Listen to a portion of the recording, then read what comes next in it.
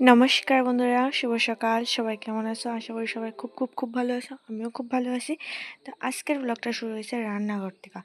তো আমি আলু সিদ্ধ বয়াই দিয়েছিলাম আগেই। তো আলু সিদ্ধ হয়ে গেছে, এখন আমি আলুর খোসারি ছাড়াই লেতেছি। তারপর আমি কয়েকটা শুকনা মরিচ নিয়ে পুজালাম আলু সিদ্ধটা মাখার লিগা। আর ব্লগটা কন্টিনিউ দেখতে থাকবে। তারপর আমি কি কি করি।